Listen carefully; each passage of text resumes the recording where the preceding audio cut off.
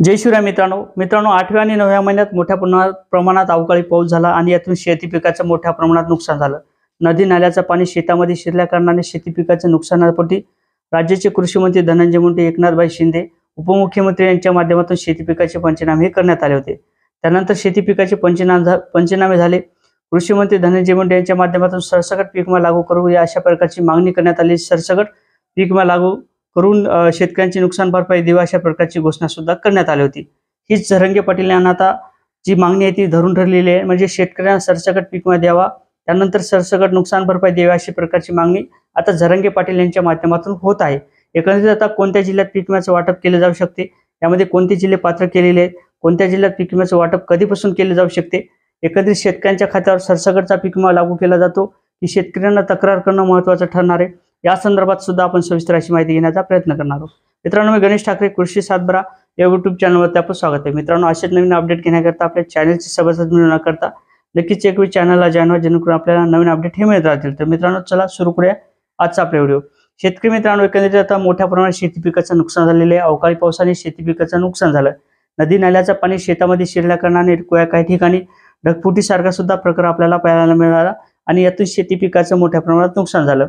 यासाठी आता जिल्हाधिकाऱ्यांच्या माध्यमातून अधिसूचना काढणं महत्त्वाचं ठरणार आहे आणि त्याच पार्श्वभूमीवर आज परभणी जिल्ह्यात शेती पिकाच्या नुकसानाचे सर्वेक्षणचा डाटा आता कृषी विभागाला देण्यात आलेला आहे।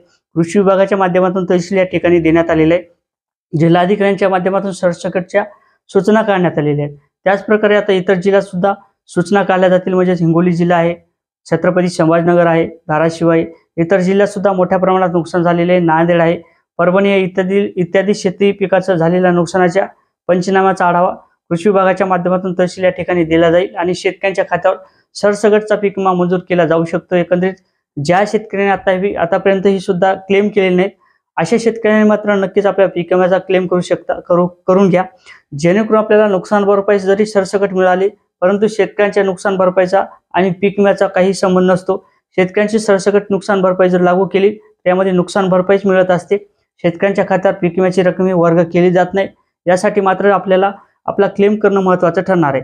मित्रांनो, या 2 ते 3 जिल्ह्यात इतर या जिल्ह्यात शेती पिकाचं मोठ्या प्रमाणात नुकसान झालेले इत्यादी या जिल्ह्यातील शेतकऱ्यांच्या खात्यावर आता नुकसान भरपाईची रक्कम ही सरसकट मिळाली जाऊ शकते, परंतु पीक विम्याची रक्कम ही सरसकट मिळू शकत नाही।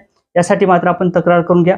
इतर जिल्ह्यातून जर आपण आपसाल तर इतर जिल्ह्यात सुद्धा आपल्या शेती पिकाचं मोठ्या प्रमाणात जर नुकसान झालं असेल तर आपण 72 तासाच्या क्लेम दाखल केला असेल तर आपल्याला कोणत्याही प्रकारची काळजी नाही। शेतकऱ्यांच्या खात्यावर त्या ठिकाणचा सुद्धा पीक विम्याची रक्कम ही मिळू शकते, शेतकऱ्यांच्या खात्यावर पीक विम्याची रक्कम ही वाटप केली जाऊ शकते।